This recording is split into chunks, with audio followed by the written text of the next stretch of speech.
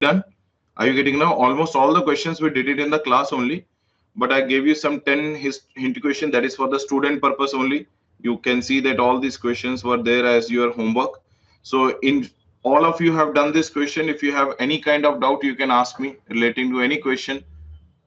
And if you have not done, then do it as quickly as possible so that we can get clarified with our contract of bailment and pledge. And I think after that, on that same day, we have already also started with a contract of indemnity, right? So in the contract of indemnity, everyone please tell me how many parties are involved in the contract of indemnity? Somebody please reply. Two parties. Two parties. What are the name of the parties, everyone? Indemnifier and indemnified. Indemnifier, and the second party name is known as indemnifier. Indemnifier and indemnified. Who is indemnifier? The person who gets the promise or who makes the promise? Who makes the promise? Makes. Yes, and the person to whom we make the promise and get the losses indemnified, that person is known as indemnified, and he is also known as indemnity holder. So the person who makes the promise is known as promiser, and the person to whom the promise has been made is known as promisee. Clear, everyone? Okay. Now, next thing what we have understood. Next thing what we have understood. The next thing we have understood is nothing but known as parties, indemnifier, indemnified. All that parties also we have done. Just give me 1 minute. I think some problem is coming.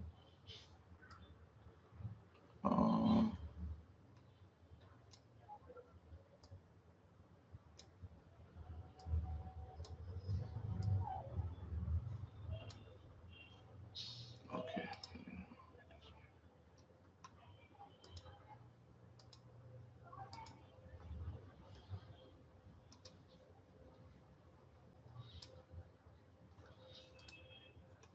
Okay.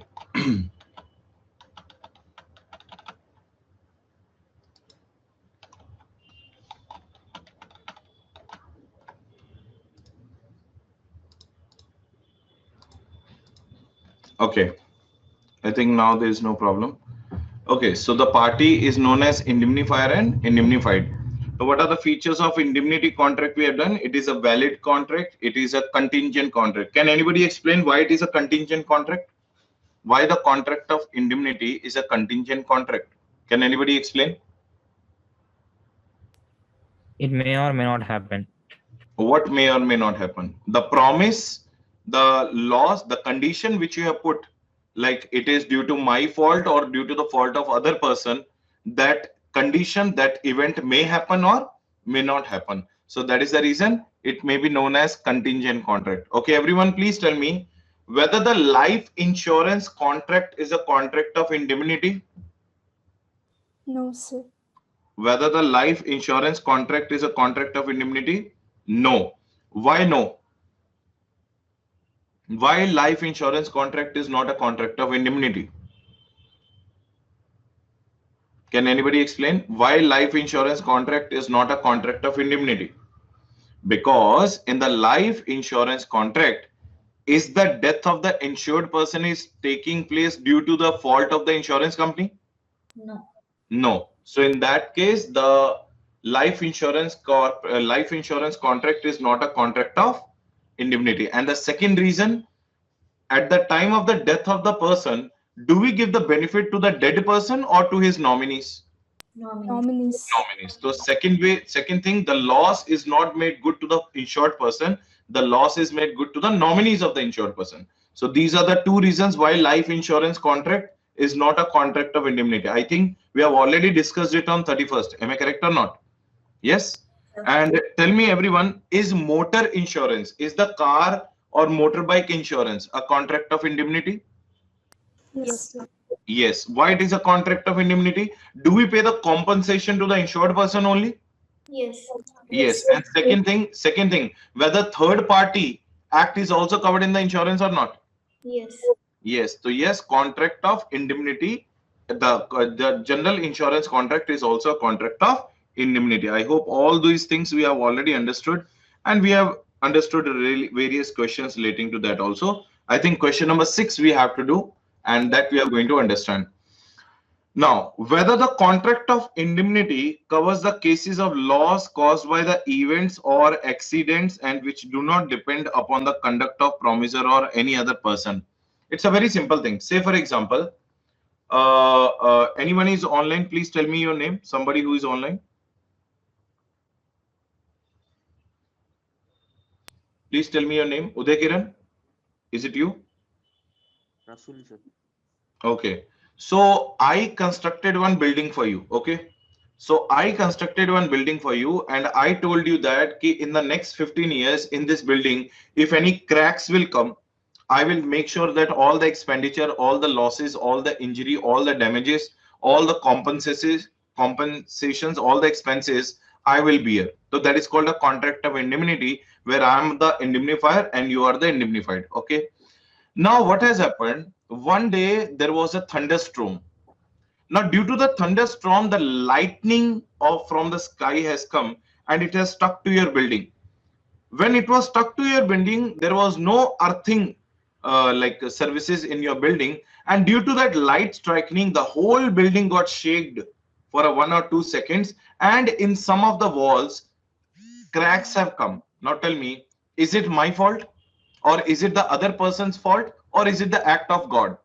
Act of Act God. of God. Act of God. So is the act of God covered in the contract of indemnity? No. No, Answer sir. is no. No, sir. No, it is not covered. Okay. Say for example, let's take another example. Suppose, let's take another example. Okay.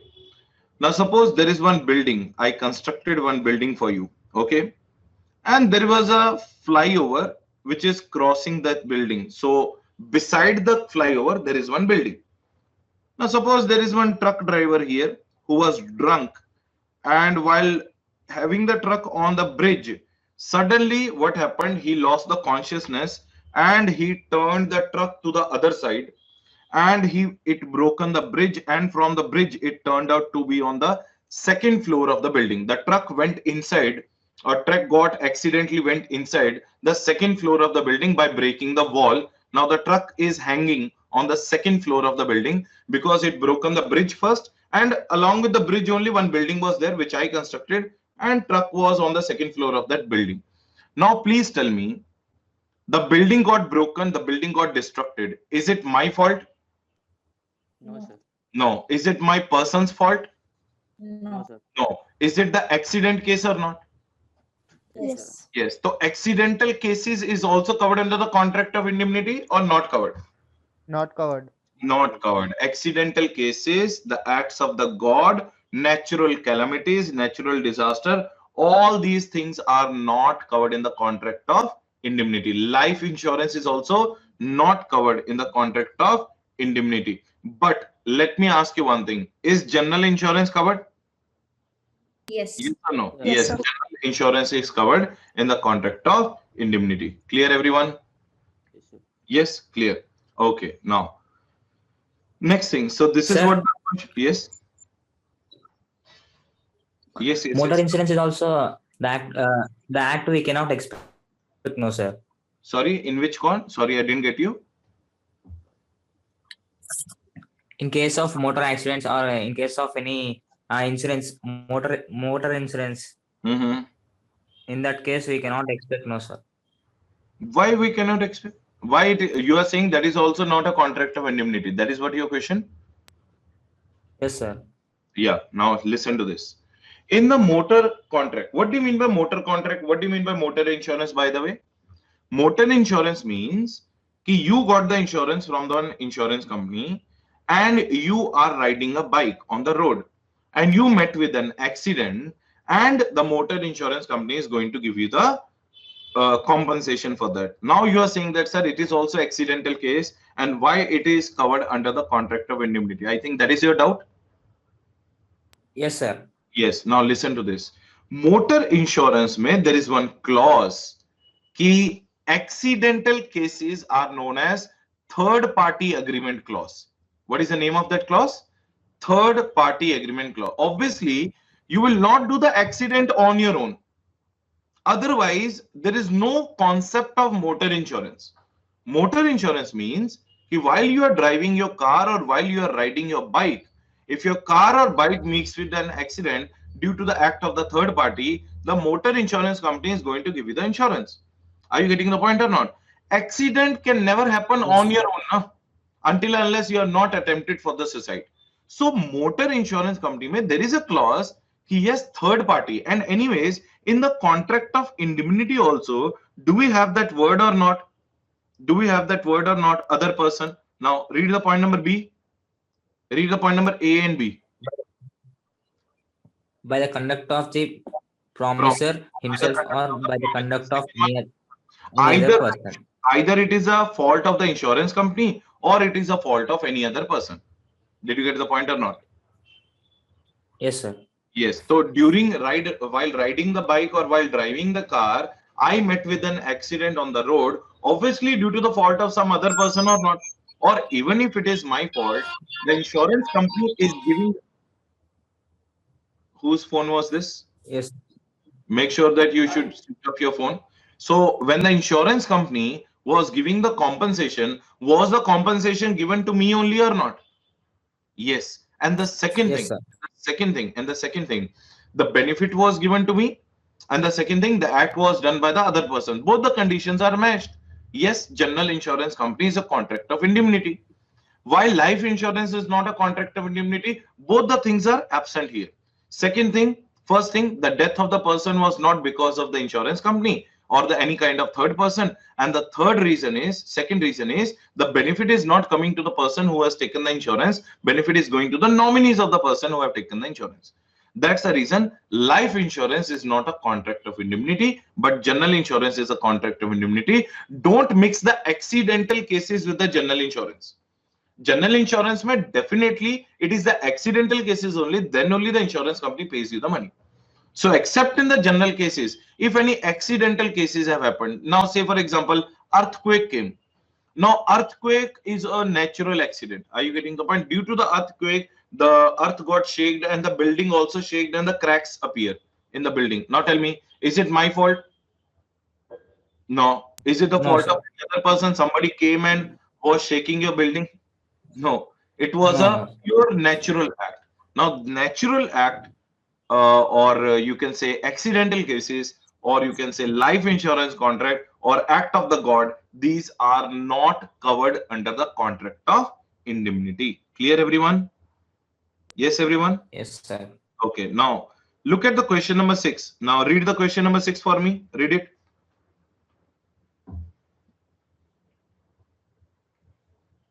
Read it, read it. 6. Hmm. Whether contract of indemnity covers the cases of loss caused by the events or accidents which do not depend upon the conduct of the promiser or any other person. Now tell me what they are trying to tell you. They are trying to tell you about the natural reasons only, area. Accidental cases only. Neither it is my fault or nor it is a fault of any other person. Now read the answer. What is the answer? If the definition of the contract of indemnity is strictly interpreted, it covers the cases whether loss is caused by the conduct of the promiser himself or by the conduct of any other person. In other words, contract of insurance is outside the scope of contract of indemnity. Yes, contract of Example, insurance is outside the scope of contract of indemnity. Example. Mr. A and Mr. B are friends since childhood. Mr. A asked Mr. B to start a business. Out of fear of losses, Mr. B denied the offer of the Mr. A. Hmm. Mr. A promised Mr. B that he will compensate Mr. B for any loss arising out of doing business. In the first year, Mr. B did business and suffered 1 lakh loss. Mr. A indemnified Mr. B for the suffered loss. In the second year, Mr. B did business and suffered rupees 2 lakhs loss. Mr. A once again indemnified Mr. B in the third year. A fire accident happened in the business premises and Mr. B suffered a loss of rupees 5 lakhs. Now Mr. A is not responsible for the loss happened by the way by way of fire accident, which is not covered in terms of indemnity contract. Very nice, very nice. So everybody, please tell me in this contract what the lawmaker is trying to tell you all.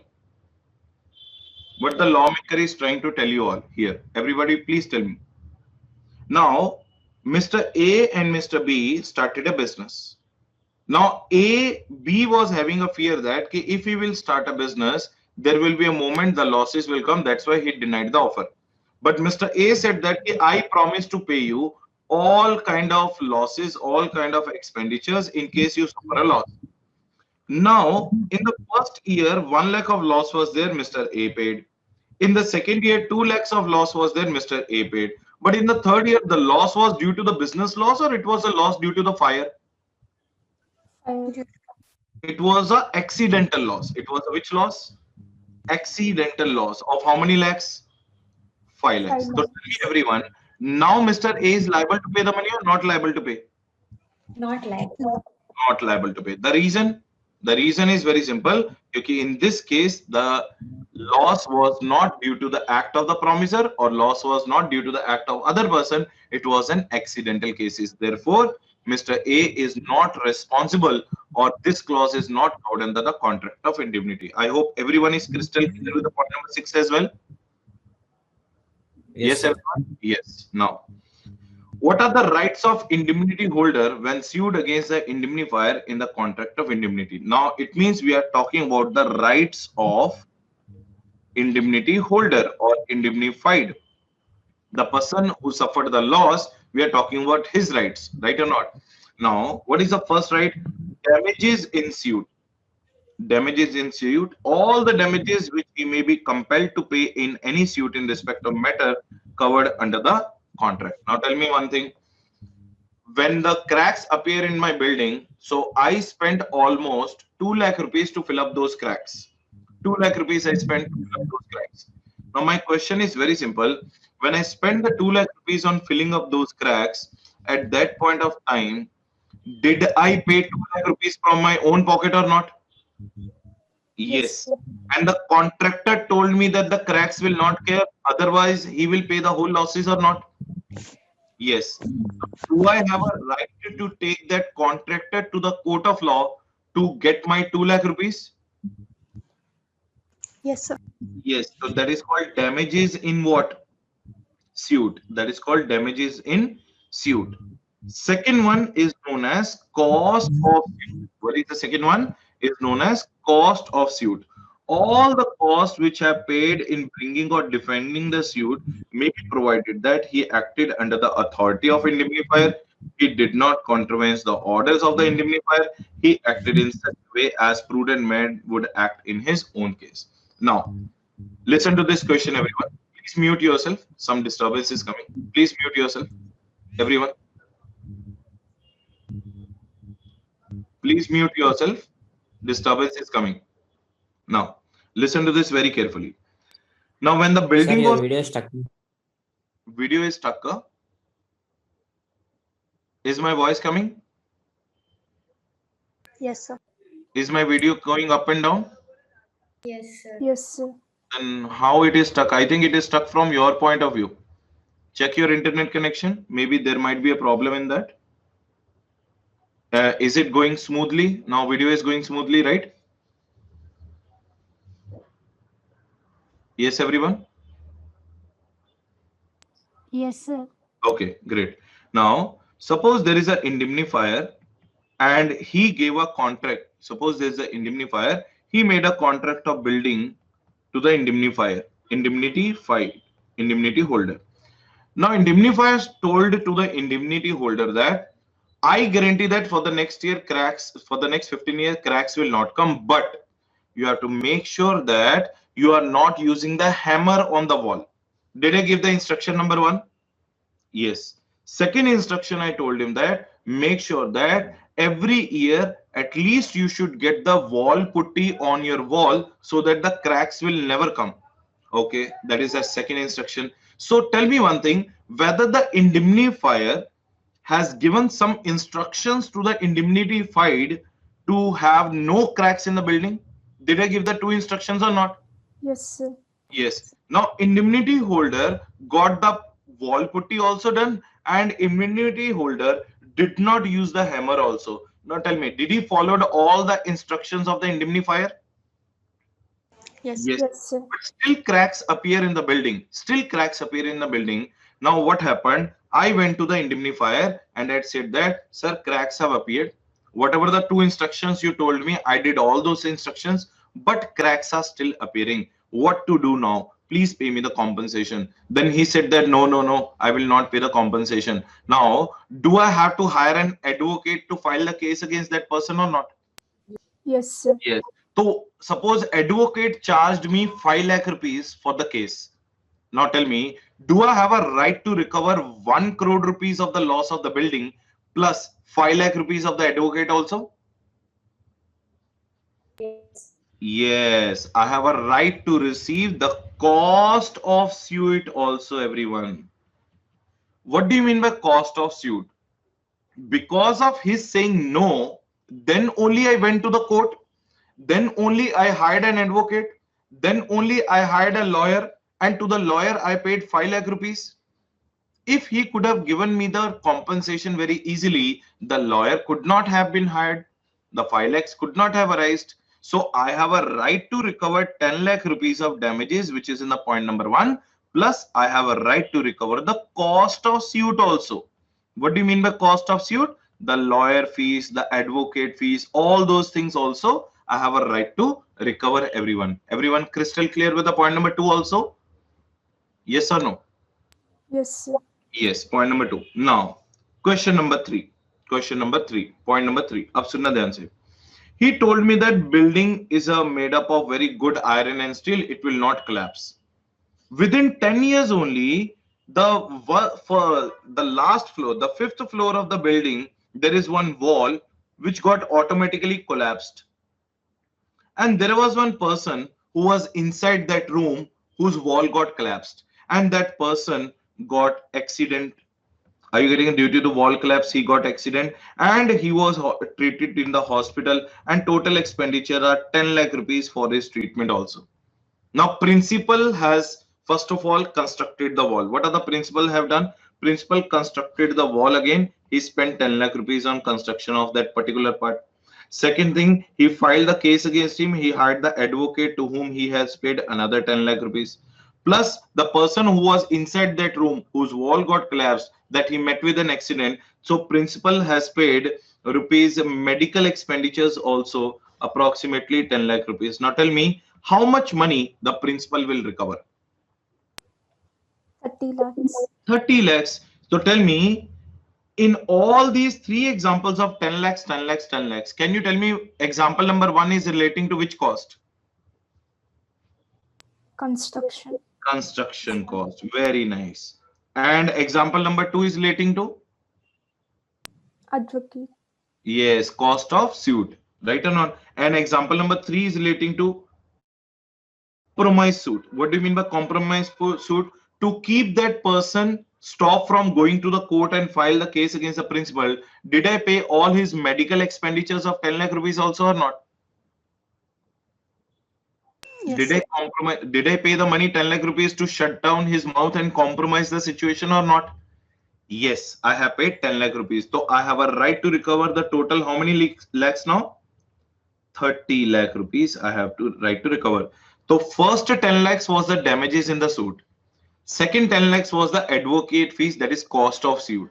And the third was sum paid for compromising suit. Now the person who met with an accident due to the wall breaking, now he told me, he gave me a warning, my head is got injured, I will take you to the court of law. Immediately principal said, no, don't go to the court, take this 10 lakh rupees, let's shut down the case here only. Now tell me, did I pay 10 lakh rupees of compromise also or not? Yes. Yes. So that is known as compromising suit also. Clear everyone? Yes. And point number 4, everyone, very, very, very important point.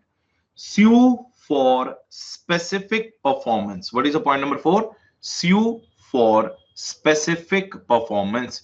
If the indemnity holder's liability becomes absolute, he is entitled to call upon his indemnifier to save him from the liability and to pay it off.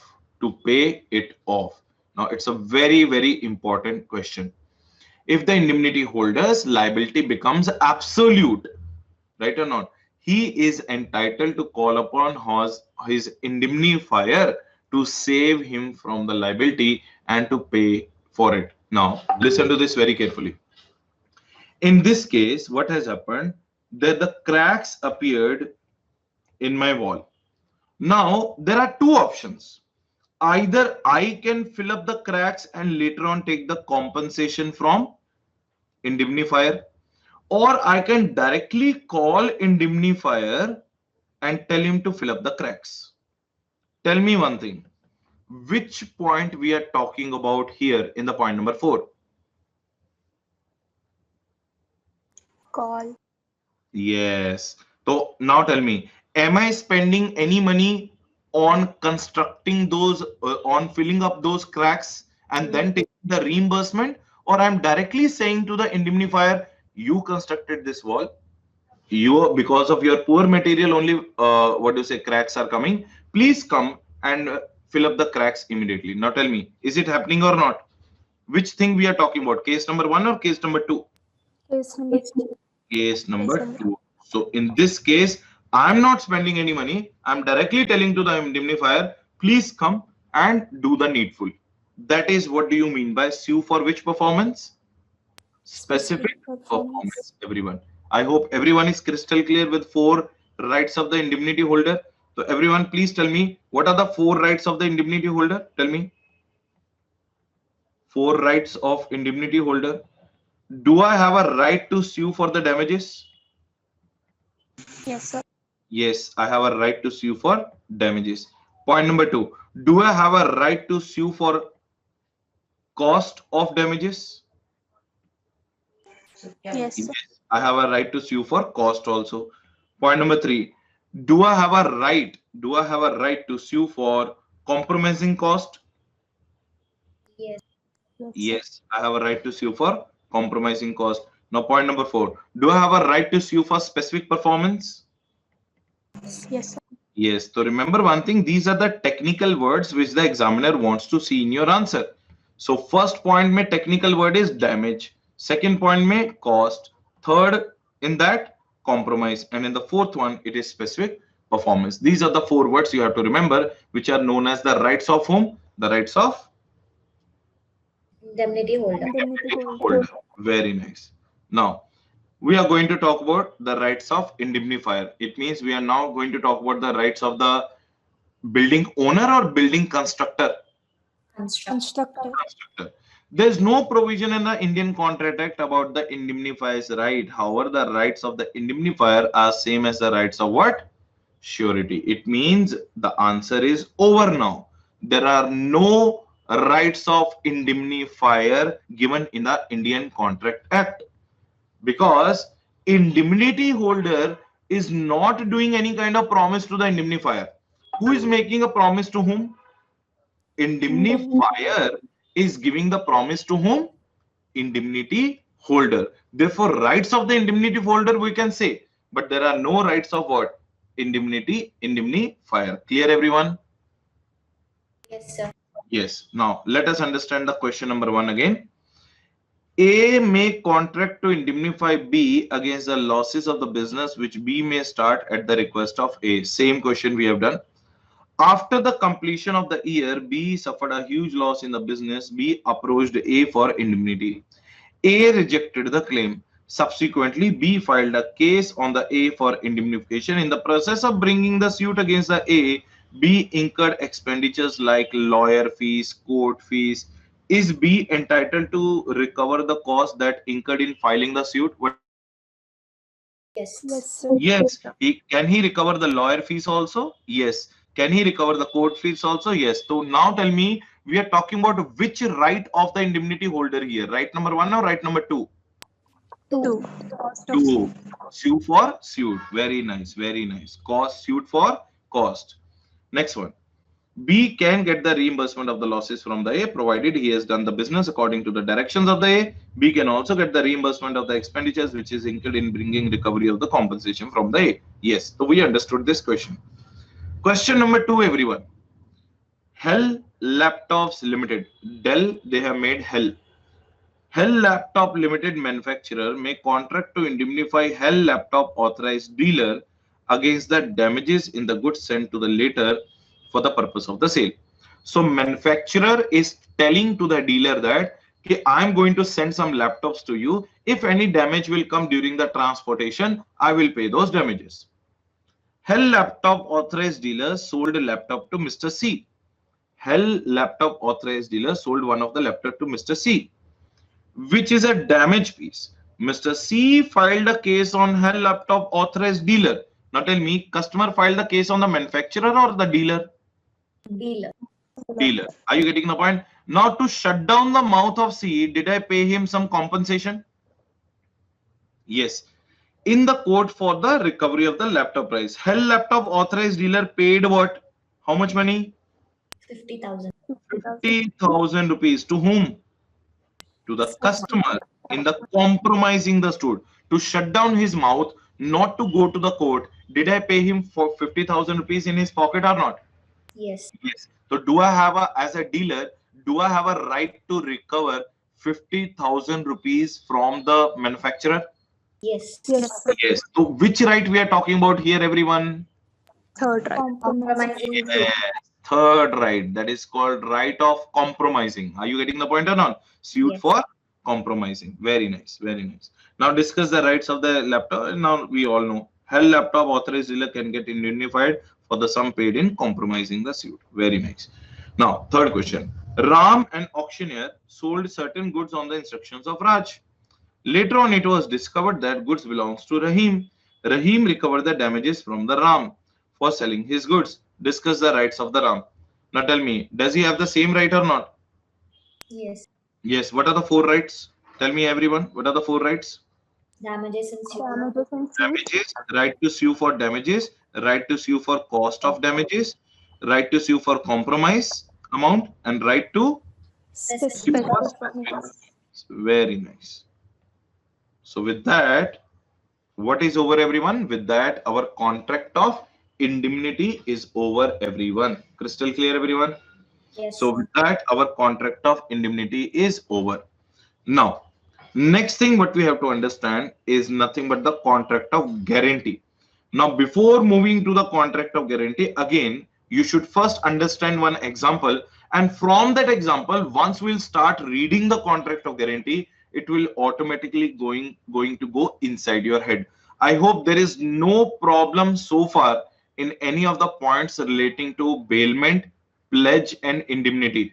Please confirm those who are online. Please tell me. Yes, sir. Yes, no problem at all. Yes, all the questions are also being covered. Yes, only one test questions are there, and along with that hint has been given, that is for the students purpose. That is for the students self-reference purpose. Clear, everyone? Almost more than 50 questions we have covered relating to each and every provision. As and when the provision is coming, we are discussing the questions relating to that provision, so that later on we should not have a burden on us ki what kind of question can come from this kind of provision. Now everyone, please understand this question very carefully. Listen. Suppose there is one party called A. Now let's say, for example, there is one party called P. Now Mr. P went to Mr. C saying that, please give me a loan of, or please give me a loan of rupees 1 lakh. Are you getting the point? Please give me a loan of rupees 1 lakh. Now my question is, everyone, C said that, okay, I will give you the loan of 1 lakh rupees, there's no problem. But C said that, I need a surety. I need what? Surety. Now see, again repeating, P went to the C saying that, I want a loan of 1 lakh rupees. And he has given some securities also worth rupees 1 lakh. But C is saying that, no, I'm not satisfied. I need one person who can give me the guarantee. I need one person who can give me the guarantee so that I can be assured that in case you will default, that person will pay. Now there is one person called S. Now this person went to the C, and this person was a friend of P. So P told P told S, can you please go to the C and give the guarantee on my behalf? Now S said that, okay, you are my friend, I will give the guarantee. So my question is, who has taken the loan in this whole transaction? Tell me, everyone. P. P. P has taken the loan in the whole transaction. So in this case, P is known as principal debtor, everyone. What is the name of the P? Principal debtor. Now, who has given the loan? C. C. So C is known as creditor. C is known as creditor. Who has given the guarantee to whom? On whose behalf? S has given S has guarantee given to C on guarantee behalf to of C. P. S has given a guarantee to whom? C. On whose behalf? P's. On P's behalf. On P's behalf. Therefore, we are going to call S as a surety. We are going to call S as a what? Surety. Are you getting the point or not? Now, my question is very simple. In case the P will not refund the 1 lakh rupees to the C, whether C can cash the collar of Mr. S to pay the money? Yes, sir. Yes. Yes. He can cash the collar of Mr. S to pay the money because Mr. S is working as a what? Surety. So in the contract of guarantee, everyone, one party is involved, or two parties are involved, or three parties are involved. Three Three parties. parties. Okay, so tell me, in the contract of bailment, how many parties were there? Two parties. Two parties, bailer Two and parties. Payee. in the Payee. contract of pledge, how many parties? Two parties, pledger, Pledges. Two parties. yeah. And in the Pledgee. contract of indemnity, how many parties? Two parties, parties. indemnifier, Two parties. indemnified. But Indemnified. yeah, but in the contract of guarantee, there are three parties: principal debtor, creditor, and surety. Principal debtor, creditor, and surety. Clear, everyone? Yes. Up to this point, everything is clear? Yes, sir. Yes. Now, next thing I have to tell you is a very important thing. Try to understand that thing. Now, when the P took the loan from the C and gave some securities to the C, there was an express contract between whom and whom? P and C. There was an express contract between whom and whom? P and C. S also has given a guarantee to the C. There was an express contract between S and C, that is creditor and surety.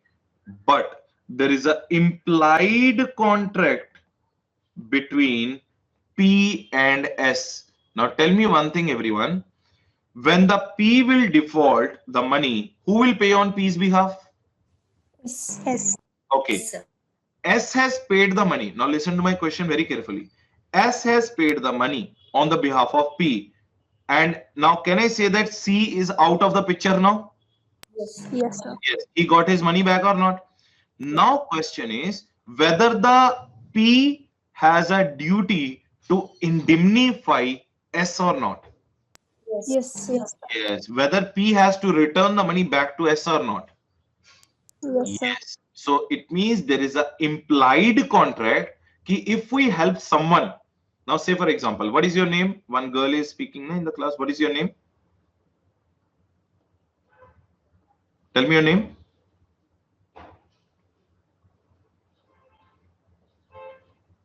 What's your name? The one who is online. Please tell me your name. Just an example. I'm not yelling at you. Just an example.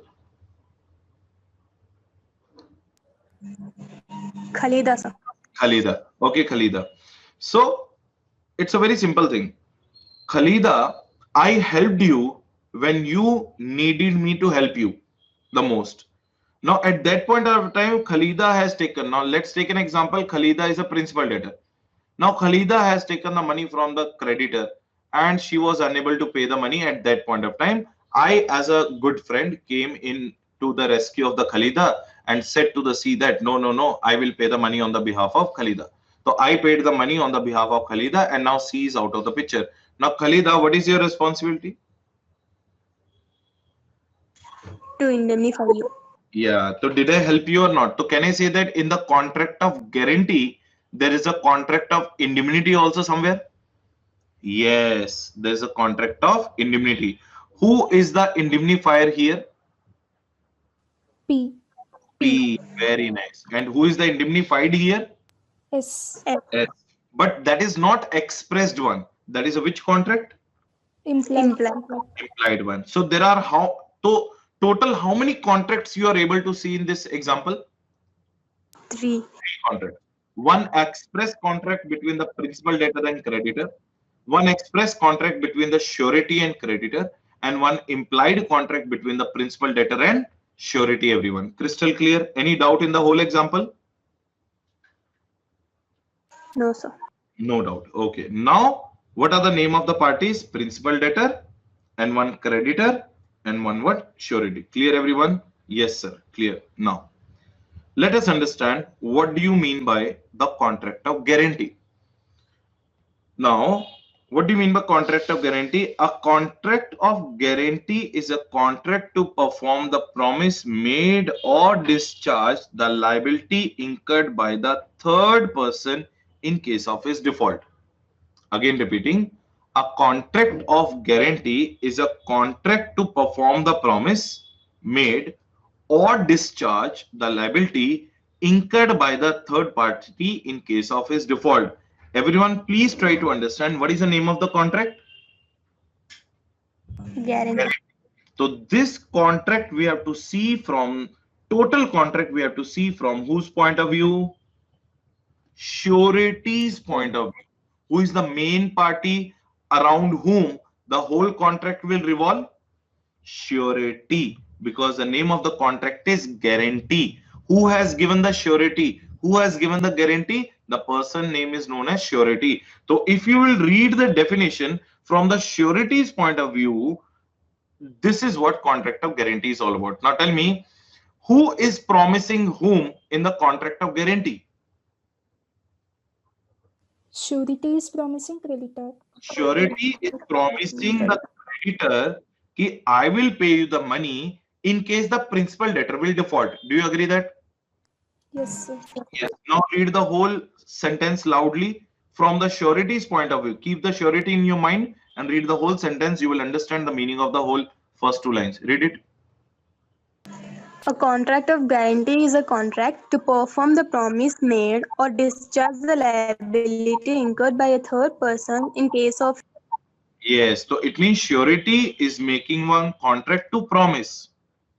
Surety is making one contract to perform the promise. Or surety is also going to discharge the liability incurred by the which person? Third person. Who is that third person? Please tell me, everyone. Principal debtor. Very nice. Principal debtor. So third person is nothing but known as principal debtor. In case of his what? Default.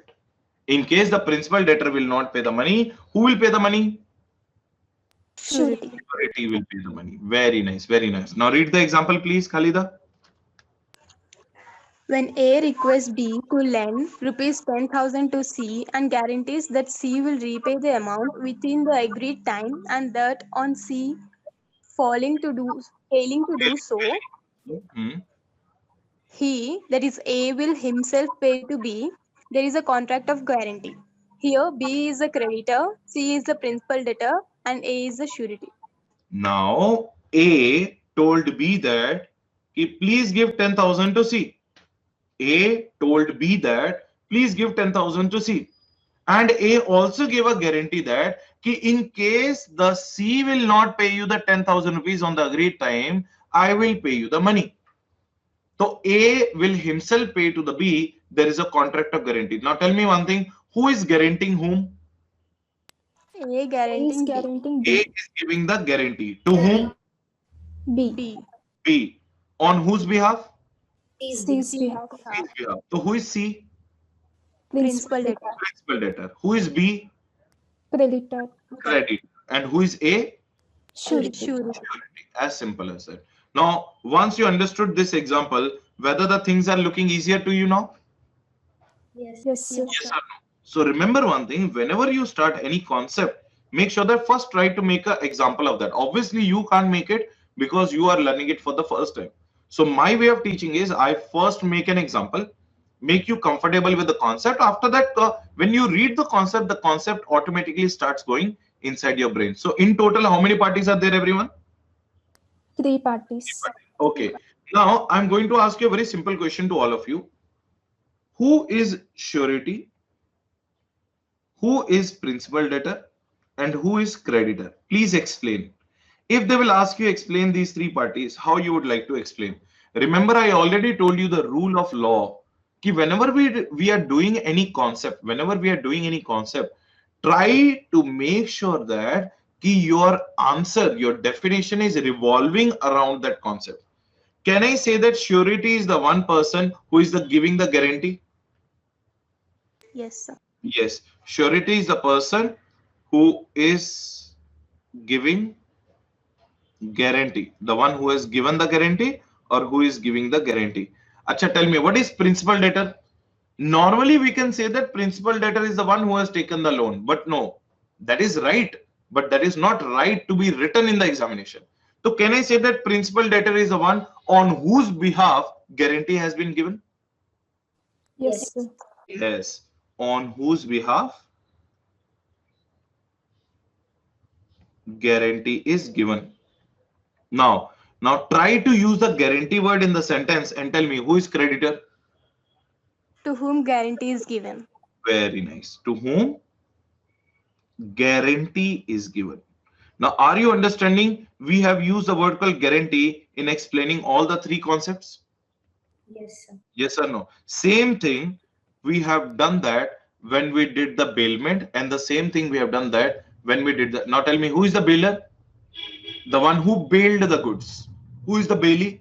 To whom the goods have been bailed. Who is the pledger? The one who pledged his property for taking a loan or for the promise to perform the promise. But who is the pledgee? To whom the property has been pledged.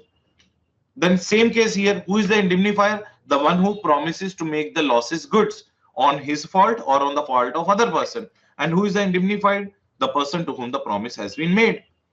Then who is the surety? The one who has given the guarantee. Who is the principal debtor? On whose behalf guarantee has been provided. And who is the creditor? To whom the guarantee has been given. Right or not? So don't try to write the layman language or a very simple language in the examination. Try to impress the examination by revolving the things by using some technical things, technical words in your answer. Clear, everyone? I hope everyone is clear what I'm trying to tell. Yes, sir. Yes. Okay. Now, how many parties you are able to see? You're able to see three parties. What is the first party? Surety. The person who gives the guarantee is known as surety. Second party, principal. The person in respect of whose default the guarantee is given. Third party is the creditor, the person to whom the guarantee is given.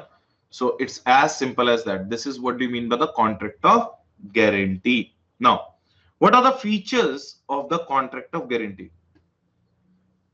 Tri-party agreement. Can anybody tell me tri-party agreement means what? Two parties involved or three parties involved?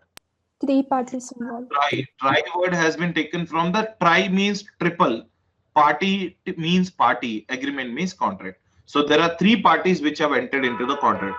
Between whom and whom and whom? Between principal debtor and creditor and surety. Clear, everyone? So there is a tripartite agreement between principal debtor and creditor and surety. Concurrence. Concurrence means what?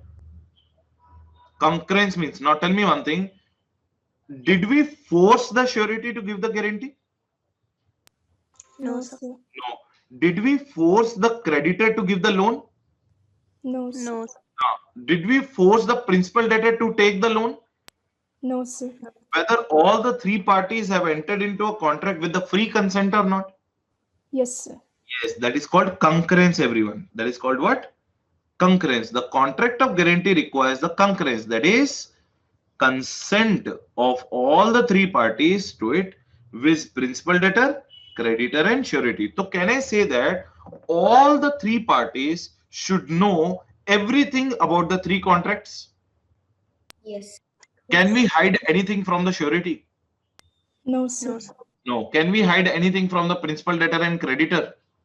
No. No, sir. All the three parties must have the transparent information about all the three contracts. Crystal clear, everyone? Yes or no? Yes. Okay. Essentials of the valid contract. Essentials of the valid contract. The contract of guarantee must have all essentials of the valid contract. That we have understood in almost every special contract. What do you mean by essentials of the valid contract? Section number 10. 10 we are talking about. Now, very important points are going to come in front of you. Try to understand these small points are there, but from these small points only big questions can come. Contract of guarantee is bigger than contract of bailment, my friend. So it will take approximately 2 to 3 classes to make you understand what contract of guarantee is all about. Contract of guarantee. Okay, the principal debtor need not be competent to enter into a contract. So my question is very simple, everyone. Can principal debtor be a minor? Yes, sir. Yes. What they are saying, कि क्या is the principal debtor mandatorily should be a competent party, or it can be the incompetent party also? Incompetent party. Yes, it can be the incompetent party also. Generally, it should be a competent party, but there is no problem if it is an incompetent party. But what about the surety? Anything about the surety written, or only about the principal debtor? Only about principal debtor. Yes, if the surety is an incompetent party, then the contract will become void. So what is the conclusion of this point is, if principal debtor is the incompetent party, contract is still what? Valid. But if the surety is a which party? Incompetent party, then the contract will become what? Void. Clear, everyone? Did you understand the point? So principal debtor need not be competent party. Even if the principal debtor is incompetent to contract, guarantee is valid. But if the surety is incompetent to contract, guarantee is what? Void. Clear, everyone? Crystal clear? Yes or no? Yes. So from the above definitions, it is clear that contract of guarantee, there are three contracts. Now tell me, how many contracts I told you in my example? 3 contracts. How many? Two are express and one is what? Implied. Implied between whom and whom? Principal debtor and surety. Surety. And express between principal creditor and surety. Clear, everyone? Now, same point you are going to see it here. Now, please read. Somebody please read point number 6. From the above definition, it is clear that in a contract of guarantee, there are 3 contracts. A principal contract between the principal debtor and the creditor, creating the debt. Stop. Why it is known as principal contract? Actually, main contract is that only, na? Between the principal debtor and creditor. Loan is the main contract. Am I correct or not? Yes. So that's why the word principal is used. The principal contract between the principal debtor and the creditor creating the debt. So principal means main. Now, what is the second contract? What is the second main contract? Is the contract of guarantee or not? Yes. Between whom and whom? Creditor And surety. Now read it. B point. A secondary contract between the creditor and the surety, creating a liability of surety in case of debtor's default. Yes. But what is the third one? Is there any express contract between the principal debtor and the surety to do the indemnification, or that is an implied contract? Implied contract. Yes. Now read it. An implied indemnity contract between the surety and the principal debtor, whereby principal debtor is under an obligation that to indemnify the surety. To indemnify the surety if the surety is made to pay or perform. It's a very simple thing, na? If I'm helping you in your bad time, at that point of time, are you thankful to me or not? Yes. But thankful doesn't mean that you will not repay my money. So you have to repay my money when you will be in the funds. So it is an implied thing कि if I am helping you in your bad time, you have to return my money whenever you will be in the funds. So that is an implied contract of indemnity between the principal debtor and what? surety. As simple as that. So in total, how many contracts are there? 3 contracts. 3 contracts, 2 express and 1 what? Implied. Out of these 2 express, which one is the principal one? Contract Yes, this is the and yeah, creditor. yeah, this is the principal contract. And which one is a secondary contract? creditor and surety. Yes, this is a secondary contract. And it is a implied indemnity contract. Clear or not, everyone? Yes? Okay. Now, read the point number 7, please.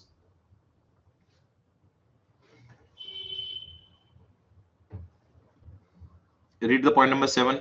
Anyone? The communication of surety with the creditor to enter into a contract of guarantee without the knowledge of the principal debtor will not constitute a contract of guarantee. Yes. Now tell me one thing. Did I tell you the meaning of the one word called concurrence?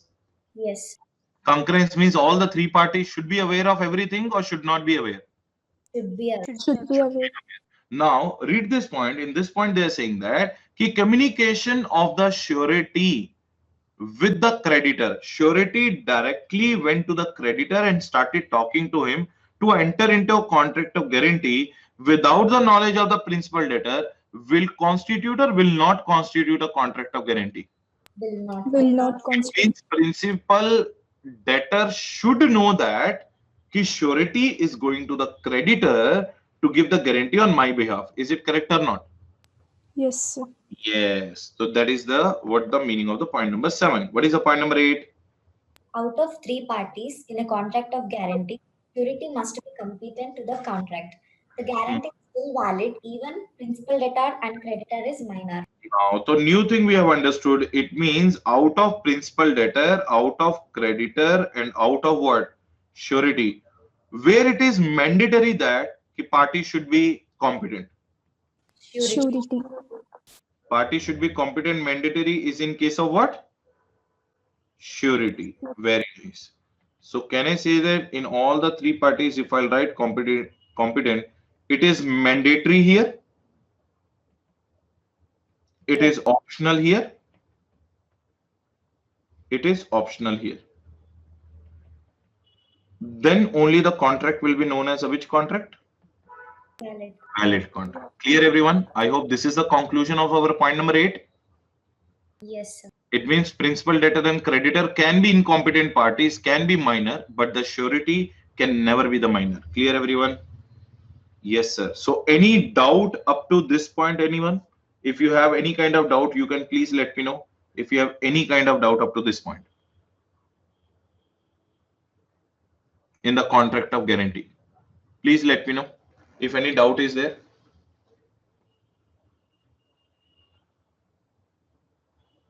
Okay, assuming that no doubt is there.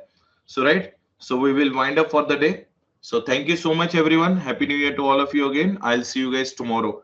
And yes, tomorrow we'll be having a class, right? So at the same time, tomorrow we'll be meeting because we got the holiday yesterday. So we'll try to compensate by taking it extra on Sunday, right? Bye-bye, everyone. See you guys tomorrow. Bye, everyone.